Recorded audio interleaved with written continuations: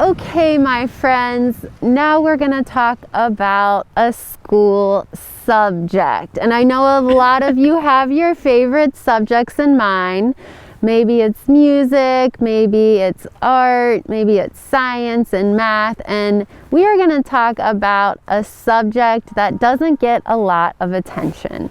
However, it is one of Mila's favorite subjects of all time, and it is natural history. So Mila, tell us a little bit about what natural history means to you and any hot tips you'd like to share about Chicago's natural history to our people watching. Why I love natural history. I didn't even know I loved it until I did a science fair project, and I did an experiment called What Environment Decomposes Waste the Best. So I got really interested in garbage, and that's when I learned that the mountains that I saw over off of Bishop Fort next to Altgeld Gardens weren't mountains, it was just mountains of garbage. And I started to learn the history of landfills and learn the history of why landfills are placed in certain areas. And when I was growing up in Chicago, we had a saying, we don't have grass, we have glass. The city looked so different. Imagine Lakeshore Drive with no trees and no grass, because that's the city that we used to live in. Oh, and stray dogs. Chicago used to have a lot of stray dogs too.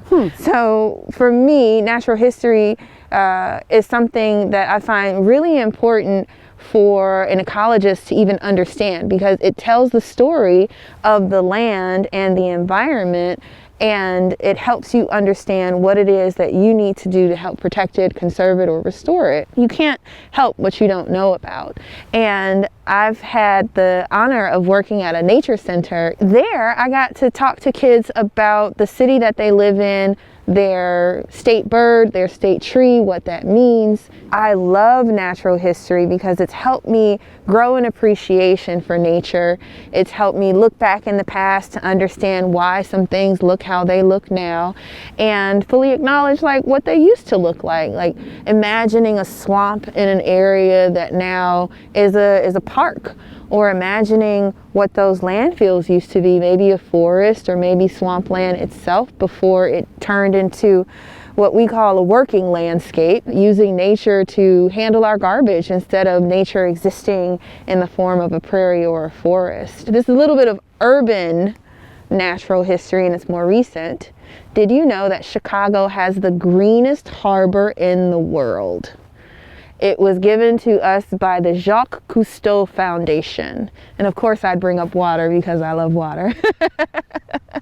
But that's a little bit of history for you. When it comes to natural history, Illinois is called the Prairie State. Prairies are landscapes that are designated by their really tall grasses, as you can see, some 10 feet tall. And imagine just Illinois being prairies and swamps. These systems also burn, and that's a way for them to recharge and get rid of all of the invasive species, kind of like a fever that's necessary. So fire wasn't a bad thing for Illinois, but it really was a good thing. And not only that, but they're drought tolerant. You know, just imagine a landscape that was so self-sustaining that it didn't need to be watered purposefully. It could survive without, rainfall for quite some time. And this is what our land used to look like. Maybe sometime I can come back and talk to the kids about the difference between our prairie grasses and the grass in their yard, and why one might be a little better for protecting nature than the other.